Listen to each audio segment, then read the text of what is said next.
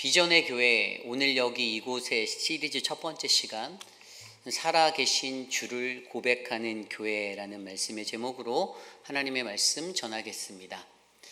살아계신 주를 고백하는 교회. 우리는 오늘 새벽부터 이제 드디어 요한 계시록의 그 장엄한 묵상으로 함께 나아가고 있습니다. 계시록하면 여러분 어떤 생각이 드시나요? 우리가 계시록이다라고 말하고 있는 그 The Revelation of Jesus Christ라는 이 계시록은요, 말 그대로 예수 그리스도가 그 계시의 근원이 되고 중심이 되는 이야기예요. 근데 일반적으로 우리가 계시록 생각하면 무슨 수많은 환상의 이야기, 예언적 이야기들이 이렇게 나열되어져 있어서 우리가 그 계시록을 대할 때 두렵고 떨리는 그러한 마음들이 더 많이 나고요. 무언가 금기서를 읽는 것 같은 그러한 두려움이 우리들을 덮칠 때가 많은데, 사실 이 요한 계시록이라는 이 성경의 가장 마지막 챕터에서 우리에게 전해주고자 하는 것은요, 바로 그 수많은 예언과 환상들을 통하여서 결국 예수 그리스도를 말하는 계시록을 우리는 읽을 수 있는 영의 눈을 가져야 한다라는 것이 핵심입니다. 이 계시라는 단어는 헬라어로 아포칼립시스라는 단어입니다. 아포칼립시스는 뚜껑을 열다, 나타낸다, 보여준다.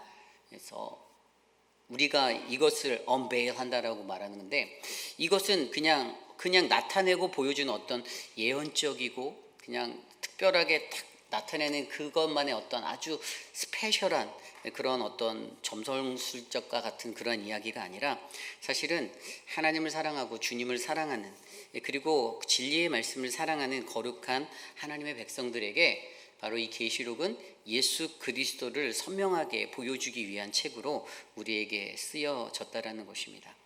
그래서 결국 여러분들이 이 계시록을 묵상할 때 한 가지 중요한 포인트는, 여러분은 계시록을 통해서 계시록이 말하고 있는, 계시록이 나타내고 있는 예수 그리스도를 보실 수 있어야 합니다.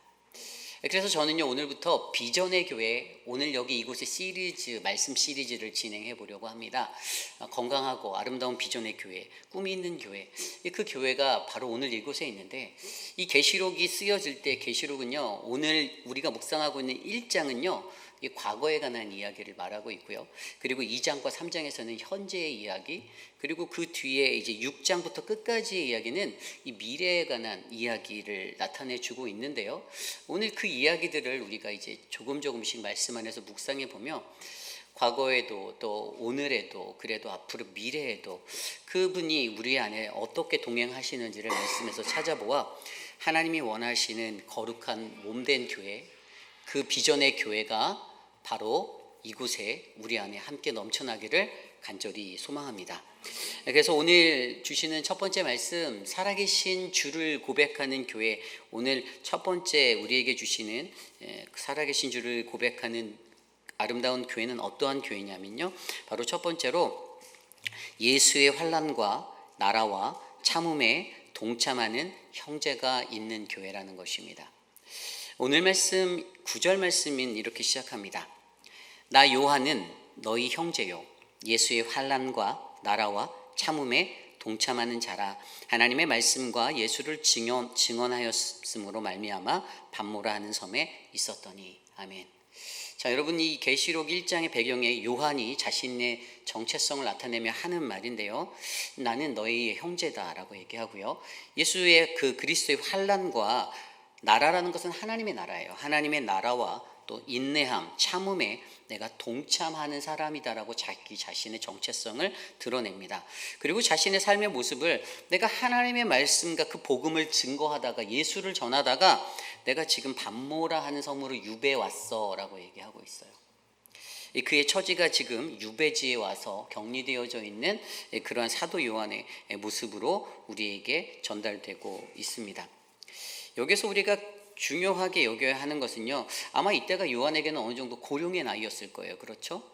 굉장히 나이가 있는 그 나이인데, 그때 그 자신의 스스로의 것들을, 주님의 일을 하다가 어려움을 당하고 고난을 당했던, 지금 환난 가운데 있고 박해를 받고 핍박을 받는 그러한 삶의 자리에 있는 자기 자신의 모습 안에서, 그런데 나는 여전히 너희들에게 형제고, 나는 예수의 환난과 나라와 참음에 동참하는 사람이다라는 자기의 정체성을 보인다는 것을 우리가 주목해 보아야만 합니다. 여러분, 여기서 말하는 형제라는 단어를 쓰였을 때 형제와 동일하게 그 형제라는 단어가 가지고 있는 세 가지 의미가 바로 환난과 나라와 참음에 동참하는 사람이다라는 의미를 우리가 알 수가 있어요. 여러분, 형제라고 말하는 것은 무엇입니까? 그것은 바로 환난에 동참하는 사람입니다. 누군가가 고난을 받고 어려움에 처하면 그 고난과 어려움 가운데서 그들의 아픔과 그들의 슬픔을 함께 느끼고 아파할 줄 아는 사람이 진정한 형제입니다. 저는 우리 교회에 그러한 환난에 동참한 이들이 많아지기를 소망합니다. 강 건너 불구경의 인생이 아니라 정말로 어렵고 힘든 사람들. 그런데 제가 들여다본 수많은 교회들은요, 되게 다른 모습을 가지고 있어요. 그 교회 안에 자신들의 신분이 계급이 지어져 있는 거예요. 나는 조금 부유하다, 나는 가진 게 더 많고, 나는 좀 잘 배웠다. 그러면 천하고 잘 못 살고 부족하고 가난한 사람들은 늘 눈밖에 있는 사람들이 됩니다. 그들이 앞에서 아파서, 그들이 가난해서 힘들어서 어렵다라고 말하면 쟤또 투덜댄다라고 표현하는 사람들도 많고요. 겉으로 말하진 않지만 그냥 뒤로 돌아가서는 그렇게 표현하고 말하는 수군거림의 사람들도 굉장히 많습니다. 그런데 분명히 그 모습은 잘못된 거예요. 하나님은 분명히 형제라고 불리는 믿음의 사람들은 그들이 처한 환경의 자리에서 동참할 수 있는 사람이 되라고 말하고 있어요. 그들의 아픔을 공감하고 이해할 수 있는 사람이 되라고 말하고 있습니다. 아픈 자녀를 둔 자녀의 부모는 마음이 아프죠. 그런데 아픈 자녀가 없는 부모는요, 그런 아픔을 말로는 이해한다 하여도 이해하지 못해요. 저도 어렸을 때 초등학교, 국민학교 다닐 때 백혈병 환자들, 심장병 어린이들 돕겠다고 모금할 때 마음속에 느끼지 못했습니다. 왜냐하면 제 스스로가 백혈병에 걸리지 않았거든요. 제가 심장병에 걸리지 않았거든요. 그 아이들을 돕겠다고 학교에서 모금함을 돌리고 그렇게 할 때 내가 왜 이것을 해야 하는지에 대한 의미를 저 느끼지 못하였어요. 그러나 여러분, 우리들에게 요구되어지는 것은 내가 그 삶의 자리에 있지 않다 할지라도, 내가 그러한 위치에 있지 않다 할지라도, 여러분, 형제라는 이름을 가진 그리스도인들은요, 우리 이웃의 고난과 그들의 아픔에, 그들의 상처에 공감할 줄 아는 사람이 되어야만 합니다. 이것이 굉장히 중요해요. 두 번째는 하나님의 나라에 동참하는 사람이 되어야 된다는 거예요. 하나님 나라는 무엇입니까? 성경에서 말하는 하나님 나라는 이사야서에도 말했듯이 사자들이 어린 양과 뛰놀고, 그죠?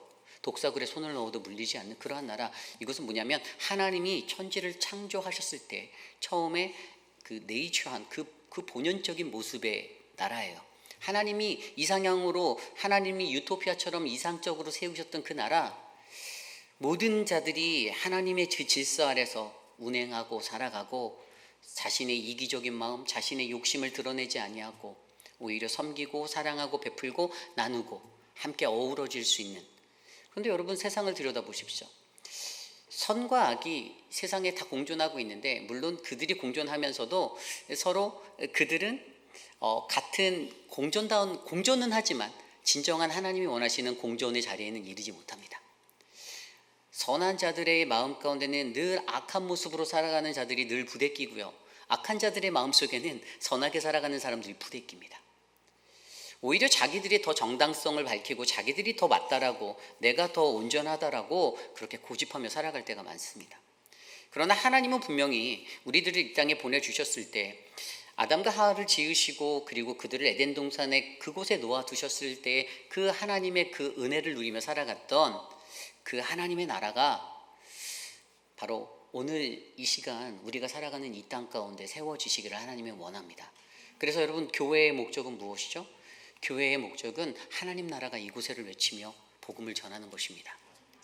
죄인된 자들이 함께 모여서 살아가는 곳이고 불완전한 자들이 함께 모여 살아가는 곳이지만, 그러나 그곳에 하나님 나라가 이곳에, 그래서 우리들 스스로가 죄의 굴레를 벗어나고 죄의 사슬을 끊어내는, 그래서 하나님 나라가 진정으로 이곳에, 그래서 서로가 서로를 돌아보고 서로의 눈물을 닦아주고 서로의 어려움에 귀 기울여 줄 줄 아는 그러한 은혜의 교회가 바로 우리 교회가 될 줄 믿습니다.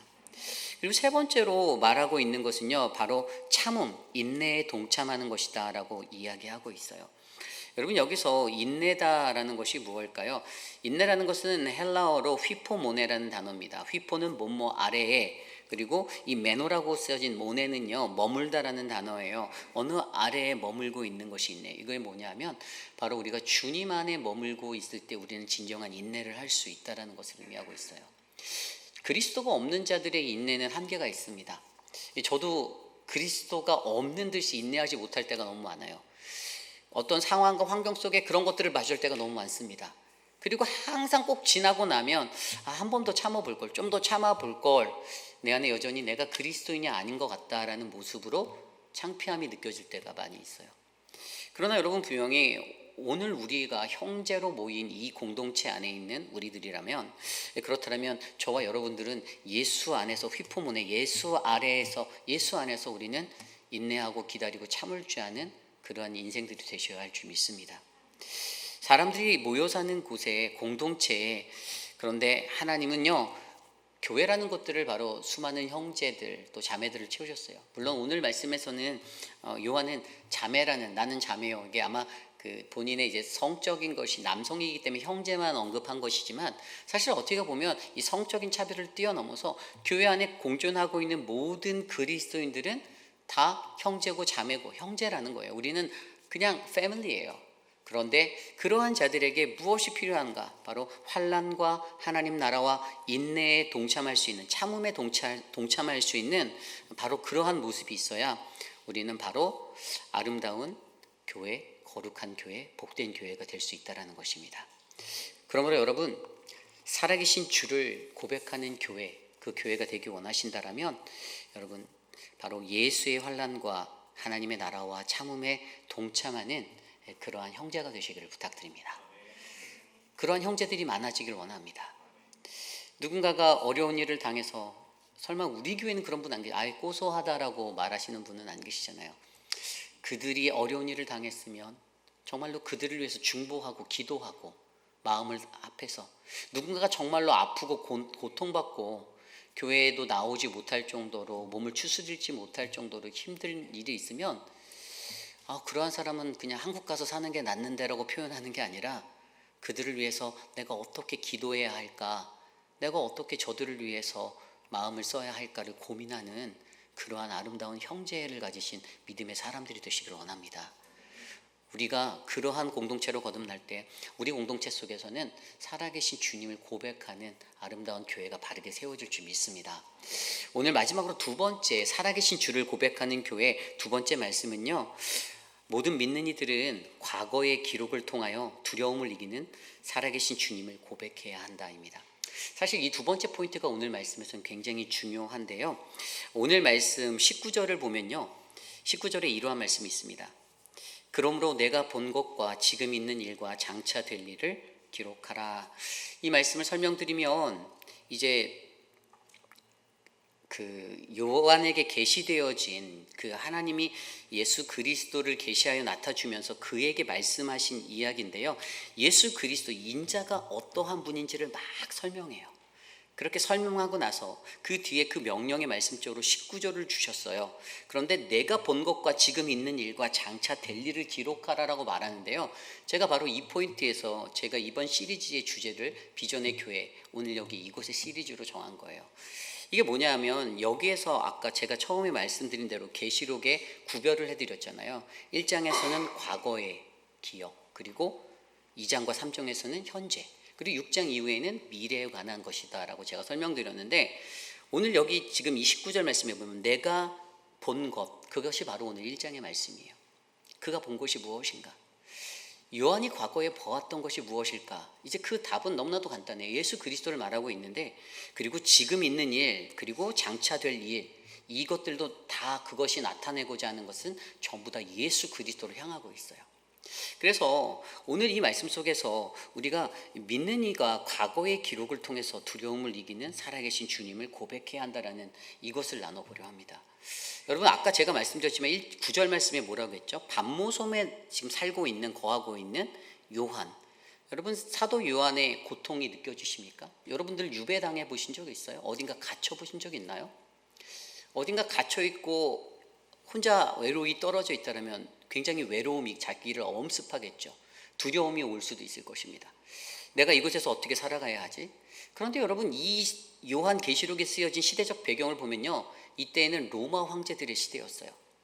오늘 그가 이곳에 왜 왔죠? 분명히 본인의 오늘 말씀에도 본인의 말할 때 예수를 증거하다가, 하나님 말씀 전하다가, 복음 전하다가 밤모섬에 갇히게 되었다라고 말합니다. 내가 핍박받는 거예요. 예수님 때문에 내가 핍박받는 거예요. 여기에서 보면요, 예수를 증언하였으므로 말미암아, 이게 바로 예수라고 돼갖고 예수 안에서, 그러니까 예수를 믿다가 예수를 믿었기 때문에, 예수 믿는 것 때문에 고난을 받는 것을 말하는 거예요. 예수를 잘 믿고 예수를 잘 따르고 예수에 대한 복음을 전하다가 신실한 신자로 내가 정말 하나님의 복음에 사무쳐서 살아갈 때 고난받는 그리스도인, 특별히 로마 시대 때는 어땠습니까? 오늘 아침에 소 목사님도 전했지만 로마의 황제들, 특별히 이 앞선 황제는 티투스라고 AD 70년도에 있었던 황제였어요. 그리고 그 다음에 있었던 황제가 도미티안이라는 황제인데, 이 사람이 가장 악명 높은, 가장 포악한, 잔인한 그런 황제였습니다. 많은 그리스도인들, 반기독교적인 성향을 갖고 있어서 모든 그리스도인들을 정말로 이때부터 너무나도 크게 핍박하였고요, 많은 사람들이 목숨을 잃게 되었습니다. 그리고 바로 이때부터 황제를 숭배하기 위한 그런 일들이 로마에서 일어나기 시작했어요. 그래서 이 당시 때는요, 바로 이 도미티안 황제 때 그냥 길거리를 가다가 로마 사람들을 만나면 어떻게 인사해야 됐냐면, 그냥 나는 사람들에게 만나면 뭐 반갑습니다 이런 것이 아니라, 그 사람들은 서로 만났을 때 나는 가이사는 나의 주님입니다 라고 서로 인사하며 살았어야 했어요. 길거리에서 만날 때마다 인사는 황제, 카이사르는 나의 주인이십니다, 나의 주님이십니다 라고, 이것이 그들의 인사말이었어요.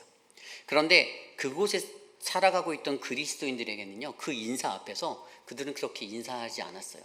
그들은 나는 카이사르는 나의 주인입니다 라고 인사하는 그들 앞에 그들의 대답은 예수는 나의 주님이십니다 라는 인사로 대응하였어요. 그러다 보니까 그러한 모습의 그리스도인들은 반드시 핍박받을 수밖에 없었고, 그들은 결국에 박해가 커지고 거룩한 순교에 이르는 그 위기를 맞게 되었습니다. 여기에서 이 시대적 배경이 말해주는 것이 무엇이냐면, 예수 그리스도를 주님이라 고백하는, 주는 그리스도시요 살아계신 하나님이다 고백하는 그 한 구절의 고백이 사실은 믿음을 가진 믿는 사람들에게 매우 가장 중요한 한 가지라는 것이에요. 여러분들 인생을 살아가면서 여러분들 스스로가 그리스도인이라고 말하잖아요. 그렇다면 그리스도인의 가장 분명한 정체성이 무엇이 되어야 할까요? 그것은 하나입니다. 주는 그리스도시요 살아계신 하나님이시다라는 거예요. 오늘 말씀이 그 이야기를 해주고 있어요. 주님은 그리스도라고, 그분은 살아계신 하나님이다라고 그것을 이야기하고 있는 게 바로 오늘의 본문이에요. 밤모섬 안에 있었던 사도 요한이 그 고난의 자리에서, 그리고 이곳에서 오늘 1장의 이야기에서 그것을 말하고 있어요. 과거의 것들을 회상해보며 과거의 기록, 오늘 아까 읽었던 19절 말씀에 내가 본 것과 너가 무엇을 보았니? 너의 삶 속에서 네가 본 것이 무엇이야? 그것을 기록해. 과연 우리들의 기록은 무엇인가? 여러분들에게 그 기록을 한다라면 여러분들의 기록은 무엇일까? 오늘 그가 본 것에 관한 이야기가 나옵니다. 여러분, 오늘 그가 명령을 할 때 뭐라고 나와 있습니까? 10절 이후의 말씀에 보면요, 주의 날에 내가 성령에 감동되어 내 뒤에서 나는 나팔소리 같은 큰 음성을 듣게 되었다고 합니다. 어떤 큰 음성이 들린 거예요. 어떤 말이었습니까? 11절이죠. 내가 보는 것을 두루마리에 써서 에베소, 서모나, 버가모, 두아디라, 사데, 빌라델비아, 라우디게아 등 7교회에 보내라라고 말합니다. 당시 소아시아에는요, 지금 여기 나온 7교회보다 더 크고 더 돈도 많고 더 왕성했던 교회들도 많았어요. 그런데 주님의 음성은 그에게 이 7교회, 교회를 대표하는 그 표본이 될 수 있는 이 7교회, 교회가 가지고 있는 7가지의 모습들의 교회를 통해 교회란 공동체가 이러한 모습으로 살아가고 있어. 이 교회들에게 너가 전해야 될 말이 있어 라는 그 사명을 주셨던 거예요. 그러면서 그 이야기가 12절에 나타나는데, 12절 이후에 뭐가 나오냐면 바로 인자 같은 이의 모습, 바로 예수 그리스도의 형상에 대해서 설명하고 있습니다. 12절입니다. 몸을 돌이켜 나에게 말한 음성을 알아보려고 돌이킬 때 7 금촛대를 보았는데 13절 촛대 사이에 인자 같은 이가. 아멘. 자 보세요. 7 금촛대가 보였어요. 7 금촛대는 뭐냐 하면 지금 이 교회를 말하는 거예요. 교회. 7 교회를 말했던 이 7 교회를 말하는 거예요. 그런데 금촛대가 어떻게 되어 있었냐면 이 당시에 이 금촛대는요 가운데 큰 줄기가 있고 3개 해서 6가지로 그렇게 그 성막에 들어가 있던 어떤 그 금촛대처럼 그러한 모습으로 그렇게 가지고 있었어요. 이 유대 사람들은 이것을 이 금촛대를 메노라라고 불렀는데 어쨌든 이 금촛대는 그 교회라는 모습을 상징하고 있어요. 그런데 그 촛대 사이에 인자 같은 이가 돌아다니고 있다는 것을 설명하는 거예요. 교회 안에 누가 운행하고 계시다고요? 예수 그리스도가, 그 주님이 계신다라는 것을 얘기하는 거예요. 그런데 그의 모습을 9가지로 설명해요. 첫 번째 모습은 어떤 모습입니까? 발에 끌리는 옷을 입고 예수 그리스도가 누구인가 설명해 주는 거죠. 오늘 사도 요한이 본 것에 대해 설명하는데 그 첫 번째가 발에 끌리는 옷이에요. 우리가 쉽게 생각할 때 발에 끌리는 옷은 구약 시대 때 누구를 말할까요? 제사장. 그렇죠? 제사장은 어떤 역할을 합니까? 우리 인간의 죄를, 하나님의 백성들의 죄의 문제를 대신 지고 하나님 앞에 나아가고, 그렇죠? 사도로서 하나님과 교제해서 그들의 문제를 해결할 수 있는 사람, 그분이 바로 예수 그리스도. 두 번째로 보여지는 것이 무엇이죠? 가슴에 금띠를 띠고, 가슴에 금띠.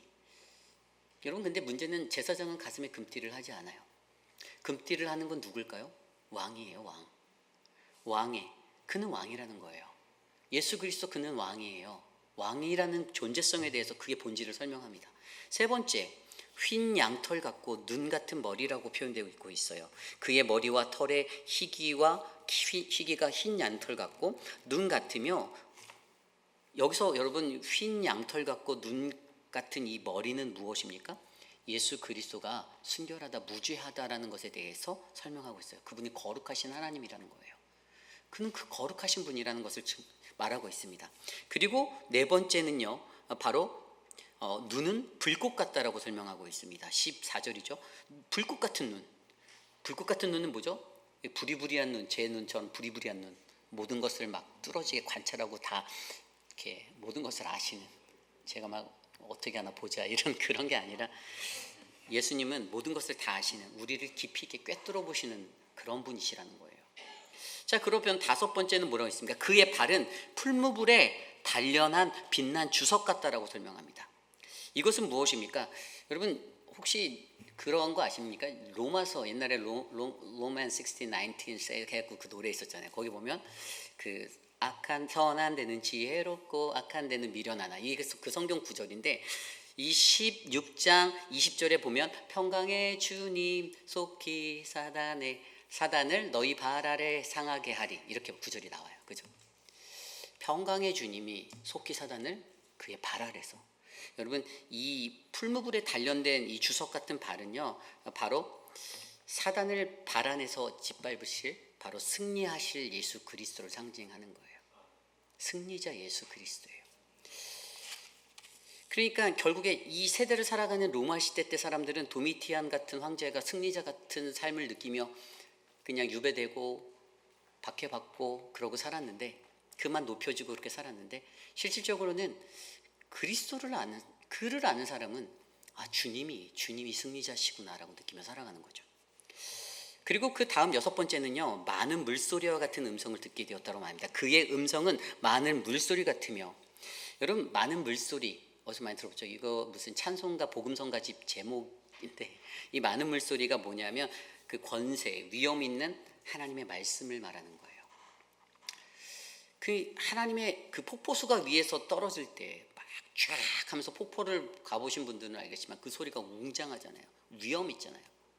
바로 그분의 말씀이 바로 그런 위엄과 권세가 있는, 그런데 이 세상을 장악하고 있는 어떤 황제의 권력과 힘이 아니라 이 땅을 향하여 계속해서 말씀하시는 그분의 권세와 그분의 위엄 있는 그 말씀의 능력이, 바로 그 소리가 바로 예수 그리스도, 그분의 음성, 그분의 말씀 되십니다라고 설명하고 있는 것입니다.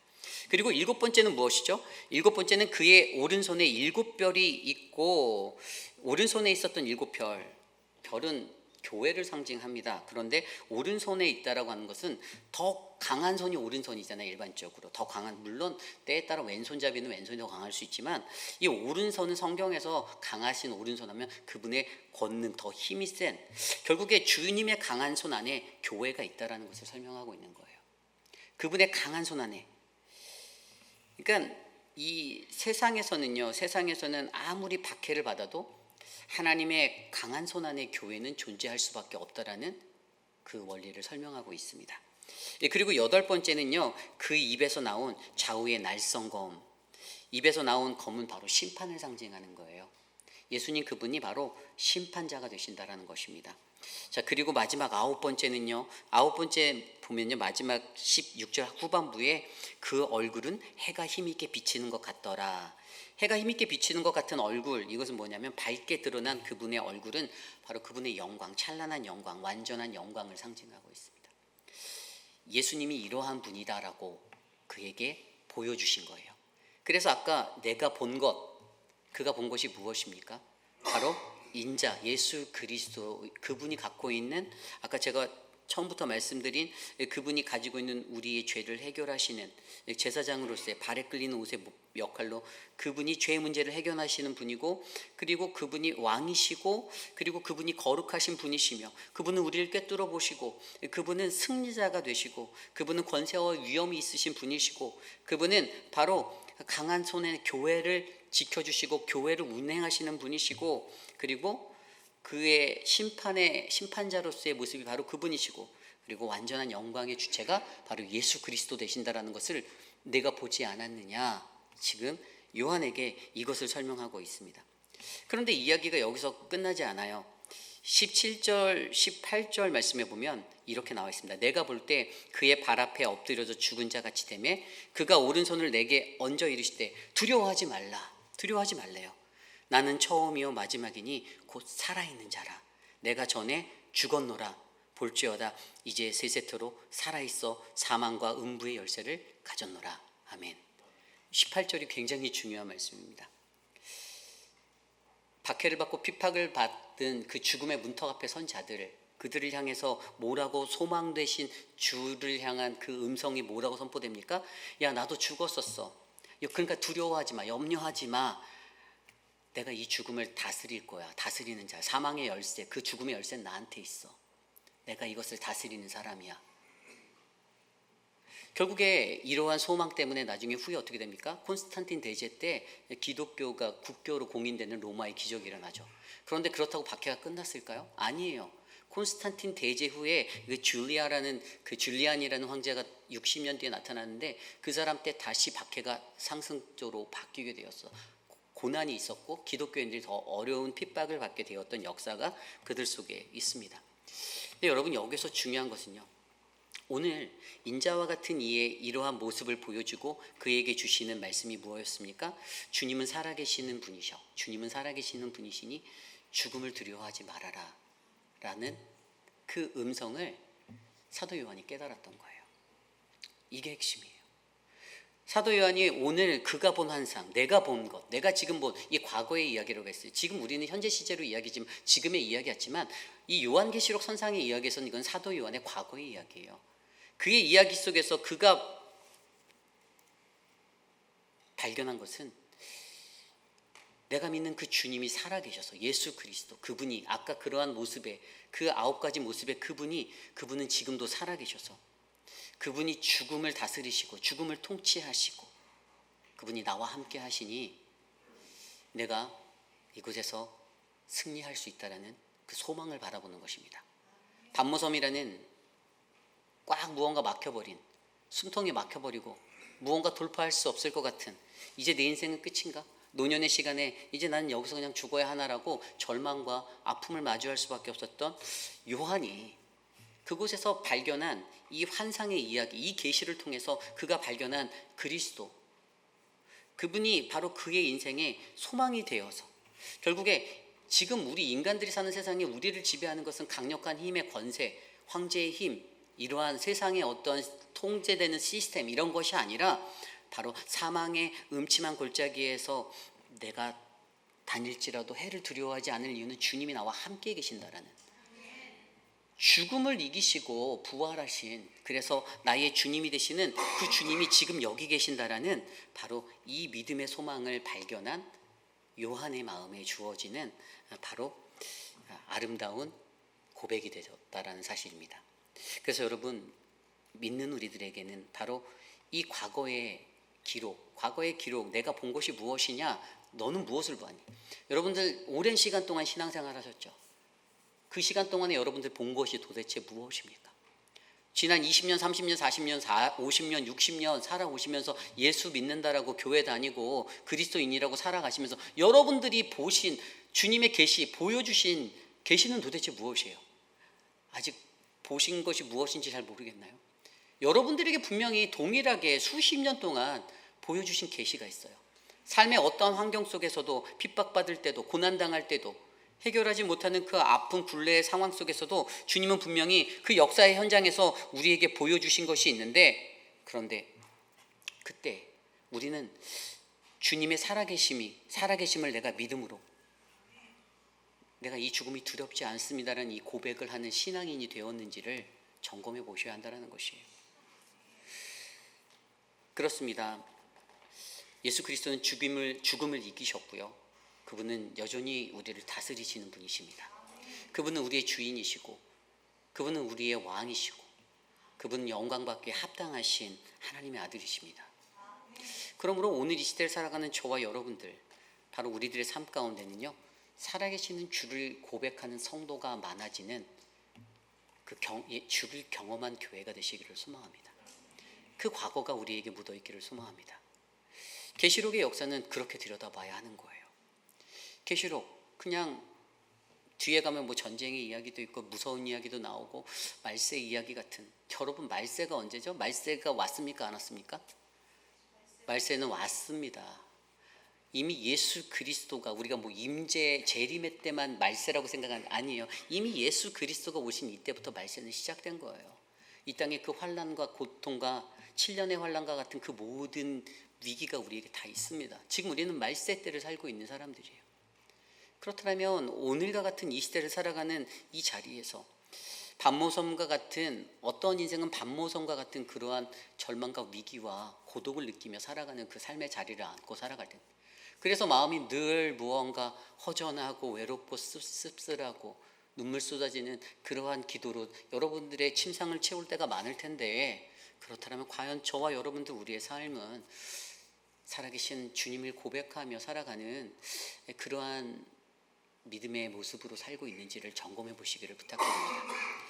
저는 오늘 이곳에 계신 저와 여러분들 안에 바로 우리들의 이 과거에 우리가 본 것을 통해, 그 과거의 그 기록을 통해 두려움을 이기고 살아계신 주님을 아름답게 고백하는 믿음의 성도들이 많아지는 비전의 교회 되시기를 간절히 소망합니다. 제 말씀을 좀 정리하고자 합니다. 비전의 교회, 오늘 여기 이곳의 시리즈, 사실 제목 갖다가 정말 많이 고민했어요.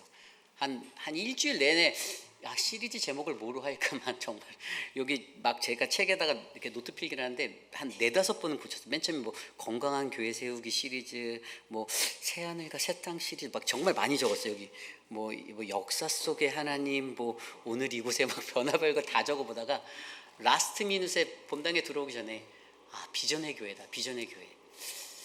계시록이 말하는 예수 그리스도를 통해 우리는 비전의 사람, 비전의 교회가 무엇인지를 배워야겠다. 그런데 그것이 바로 우리 회의빌 한인 장로 교회구나라는 마음이 들었습니다. 그래서 비전의 교회 오늘 여기 이곳에 시리즈를 시작하게 된 거예요. 오늘 저와 여러분들 우리들의 인생은요, 항상 수도 없이 부딪히는 수많은 위기와 문제들에 휩싸여 살아갑니다. 누구에게도 말 못할 어려움과 절망이 우리들의 삶에 가득 채워질 때가 많아요. 교회라는 곳에 발길을 다 하나님을 만나고 주님 앞에 고백을 함에도 불구하고 여전히 우리 마음에 해결되지 못하는 그러한 막막함들이 우리를 덮을 때가 많이 있을 것입니다. 가정의 문제, 남편과의 문제, 자녀들과의 문제, 또는 경제적인 어려움과 어떤 비즈니스적인 여러 가지 문제들, 또 다른 누군가의 관계성의 문제 속에서.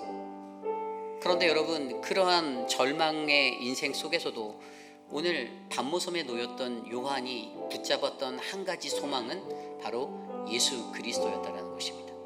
죽음을 이기고 살아나신, 다시 사신, 그리고 나와 함께 하시는 그 하나님, 그분을 우리가 안고 그분을 붙잡고 갈 때 저와 여러분들 우리들의 인생은 아마 이 땅에서 빛을 발하는 그런 아름다운 인생이 될 거라 믿습니다.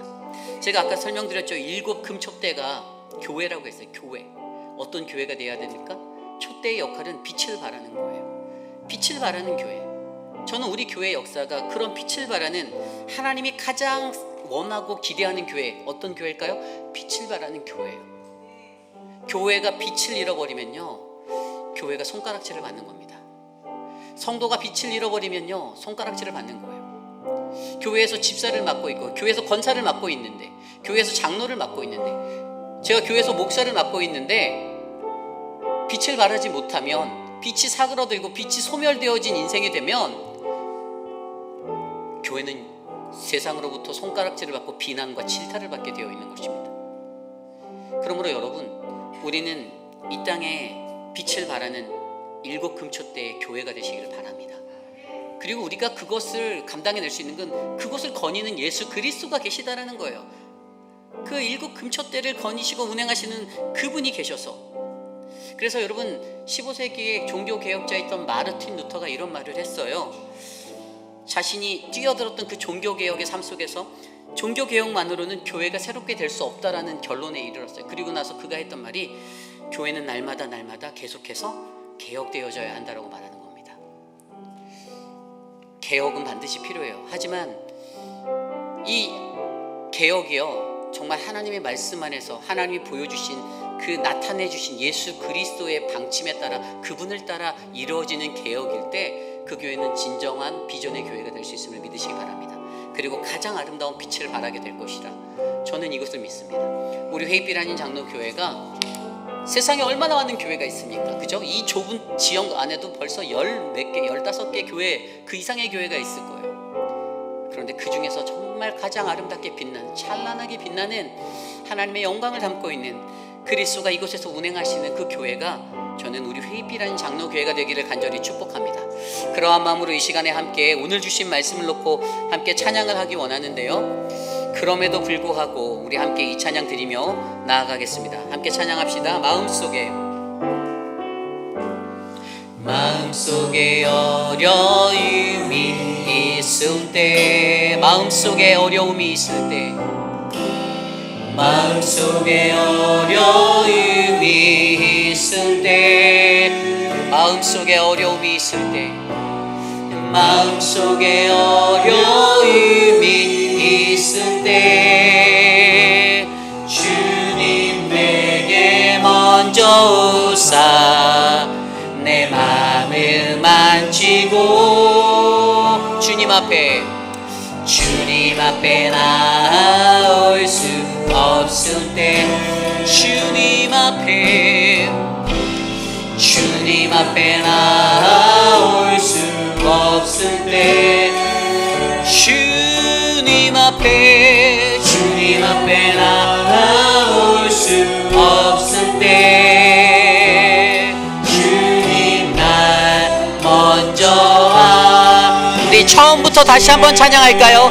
마음속에 어려움이 있을 때, 마음속에 어려움이 있을 때, 마음속에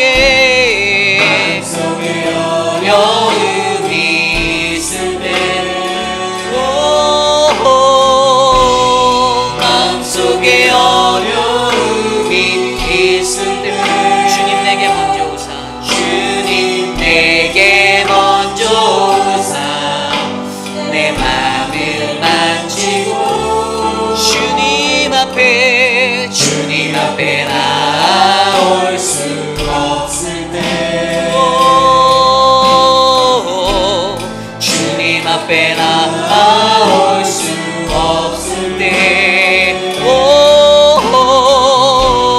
주님 앞에 나올 수 없을 때, 주님 날 먼저 안으시네. 그럼에도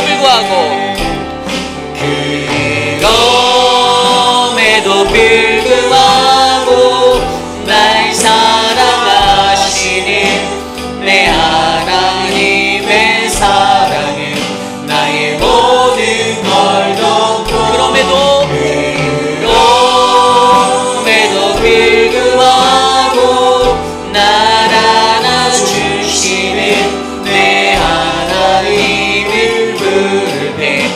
아버지라 부르죠. 그럼에도 불구하고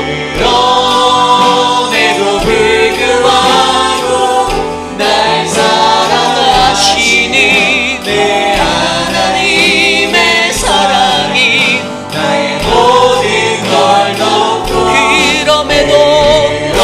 그럼에도 불구하고 날 안아주시는 내 하나님을 부를 때 아버지라 그럼에도 불구하고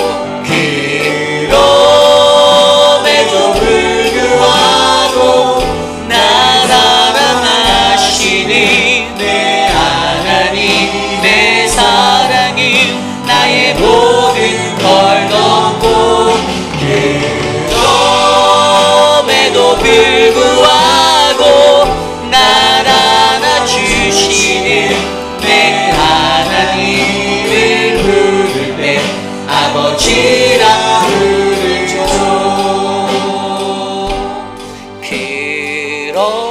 그럼에도 불구하고 날 사랑하시는 내 하나님의 사랑은 나의 모든 걸 덮고 그럼에도 불구하고 날 안아주시는 내 하나님을 부를 때 아버지라 부르죠. 오늘 주신 말씀을 놓고 우리가 함께 기도하기 원합니다.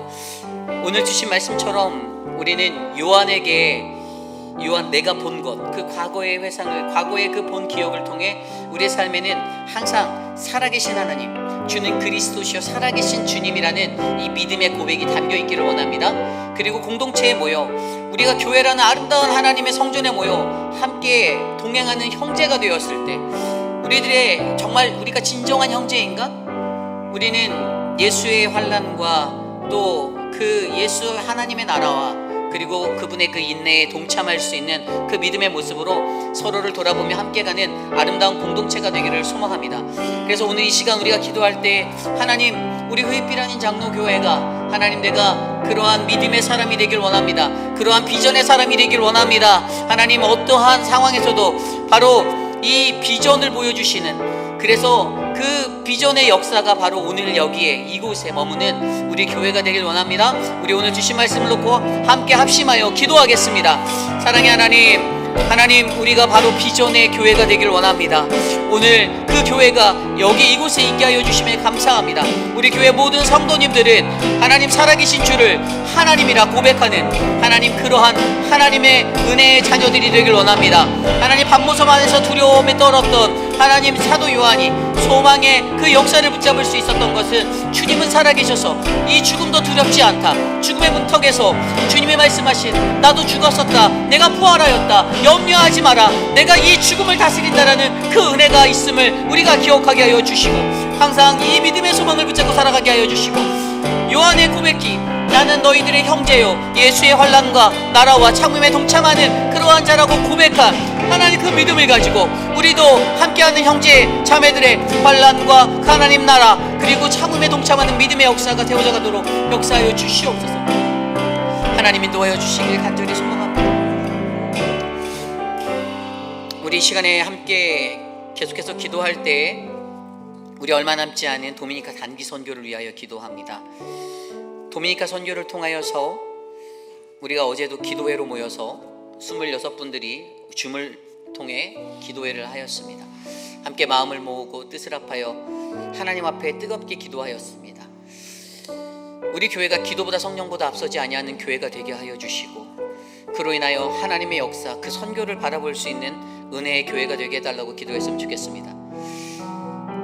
단기 선교를 떠나가는 11명의 선교사들, 그 선교사들을 통하여서 하나님, 그들만 보내놓고 선교를 감당하는 것이 아니라 이곳에서 중보하는 내가 함께하는 하나님 보내는 선교사가 되겠습니다.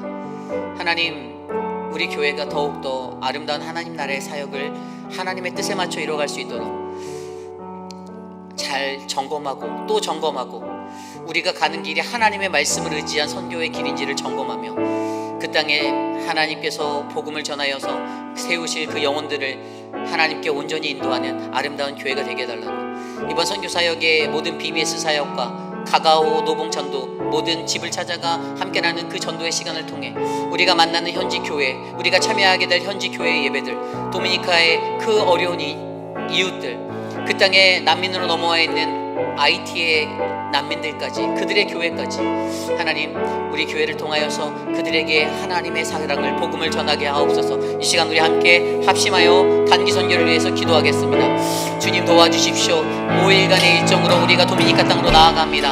하나님 다다음 주에 떠나게 되는 그 11명의 팀원들을 축복하여 주시고, 하나님 마지막까지 포기하지 않고 이 선교를 가겠다 결심하고 나아가는 하나님 믿음의 백성들에게 하나님의 크신 은혜와 자비와 은총을 베풀어 주시옵소서. 또한 이곳에 남아 함께 우리를 위해 중보하고 기도하는 믿음의 동역자들이 있음에 감사하며 저들의 기도가 하늘에 상달되어 하나님의 뜻이 이 땅에 이루어지도록 하나님 역사하여 주시기를 간구합니다. 사랑의 하나님, 하나님 도와주십시오. 우리들의 인생을 주께 위탁하오니 우리 회입비라는 장로교회가 기도로 하나 되게 하여 주시고 성령의 역사를 경험하는 선교를 경험하게 하여 주시며, 내가 하는 선교, 내가 이끄는 선교가 아니라 하나님의 인도하심에 따라 하나님의 음성대로 하나님의 말씀대로 따라 나아가는 선교적 교회가 되도록 도와주시옵소서. 하나님 은혜를 베풀어 주시옵소서. 건강을 베풀어 주시고 그곳에서 만날 영혼들을 예비하여 주시옵소서. 주님의 축복 가운데 선교 일정을 잘 마치고 돌아올 수 있도록 주님 도와주시옵소서. 우리 시간에 계속해서 기도할 때 방학의 시간들을 보내고 있는 우리들의 자녀들을 위하여 기도합니다. 사랑하는 자녀들이 기나긴 3개월의 방학의 시간들을 보낼 때 지치지 않게 하여 주시고, 저들이 하나님의 말씀에 가까이, 주님께 가까이 나아갈 수 있는 말씀의 사람들이 될 수 있도록 인도하여 주시고, 또 교회라는 공동체를 통하여 유스와 또 우리 키즈처치의 아이들이 하나님의 말씀 안에서 견고하게 세워져 갈 수 있도록 지켜달라고 이 시간 사랑하는 우리의 자녀들을 위해서 기도합니다. 아울러 한 가지 더 기도할 것은 사랑하는 자녀들을 돌보는 부모들의 신앙을 위해서 기도해 주시길 바랍니다. 부모들이 온전한 믿음 위에 서야 그 자녀들이 그 어머니의, 그 아버지의 모습을 바라보고 나도 그러한 신앙인이 되고 싶어 라는 꿈을 꾸게 갖게 하여 주시고, 가장 먼저 그러한 도전을 줄 수 있는 부모의 모습으로 저들의 모습이 거룩해지고 하나님 앞에 온전하게 세워질 수 있도록 이 시간 우리 교회의 학부모들과 교육부를 위해서 기도하겠습니다. 하나님 도와주십시오. 사랑하는 자녀들을 하나님의 은혜로 하나님의 손에 맡겨드립니다. 하나님 우리의 자녀들을 품어주시고 안아주시고 보호하여 주시며 세상 가운데 하나님 혼란하고 어지러운 세상 중에, 죄악 넘치는 세상 중에 넘어지지 않게, 빠지지 않게 하여 주시고, 사랑하는 우리 아이들에게 하나님의 말씀의 위로와 하나님의 말씀의 꿈이, 그 비전이 심어질 수 있도록 주님 인도하여 주시기를 간구합니다. 그러기 위해서 가장 먼저 부모가 진정한 그들의 신앙적 롤모델이 되게 하여 주시고, 하나님 눈물로 씨를 뿌리며 자녀들을 위해 기도하고 자녀들을 위해서 헌신하는 하나님 믿음의 백성으로 그들을 세워지게 하여 주시옵소서. 사랑의 하나님, 귀한 사역자들을 세워줬사오니 사역자들을 통하여서 교육부가 인도되어질 때 거룩한 하나님의 말씀, 사랑의 말씀, 은혜의 말씀으로 자녀들을 인도하여 주시고 안아주시며, 하나님 그 사랑 안에 우리의 적은 아이들의 숫자들의 그 우리 자녀들이 더욱더 주님의 말씀의 그 길들로 성장되어질 수 있도록 인도하여 주시옵소서. 우리 이 시간 기도할 때 우리 교회 육신에 연약한 분들을 위해서 함께 기도합니다. 육신에 연약한 분들이 많이 계십니다. 건강이 연약해져서 예전같이 신앙생활 하기 어려운 그러한 분들이 많이 계십니다. 우리 김용우 장로님은 이제 92세 생신이 얼마 안 남았는데 아직까지도 그래도 격주로 그 랄리에서 여기까지 운전을 하시고 직접 오십니다. 함께 하시는 박원려 권사님을 위해서 기도해 주십시오. 육신의 연약함 때문에 지치지 않도록, 옆에서 내조하는 도우시는 장로님이 지치지 않도록 기도해 주시길 부탁드립니다. 아울러 우리가 기도하고 있는 박문자 성도님과 한영숙 집사님, 그리고 그 외에 육신의 고통 가운데 계신 많은 분들이 계십니다. 우리 안순영 권사님을 위해서도 기도해 주십시오.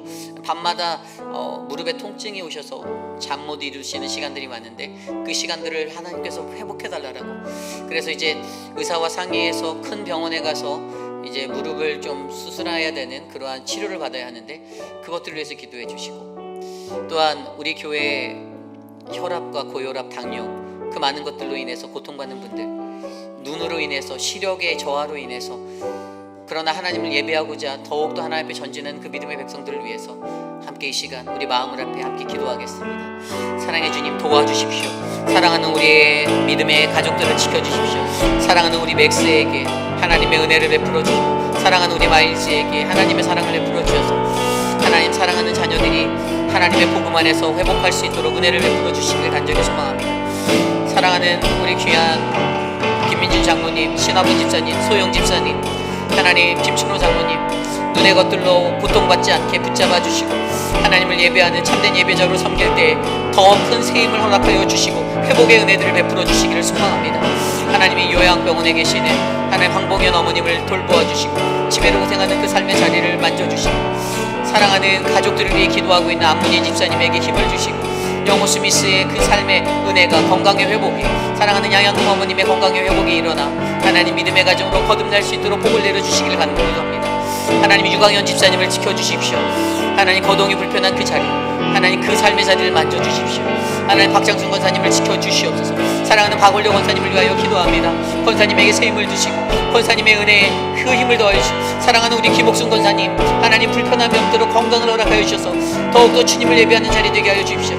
사랑하는 미스터 드레이크와 사랑하는 미스터 아떨, 사랑하는 미스터 라빈슨을 지켜주시고 하나님 미스터 카블레라와 함께 하셔서 하나님 만져주십시오.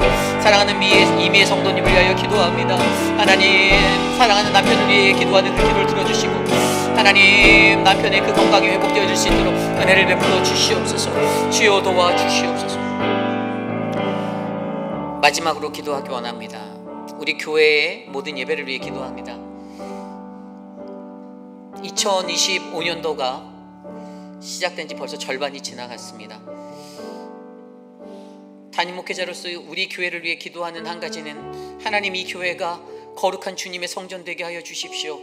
불완전하고 연약한 자들이 모였지만 저들이 하나님 말씀 안에서 회복하고 회개하며 눈물로 자복하여 하나님의 회복을 경험하는 은혜의 신앙을 느끼도록 해주십시오.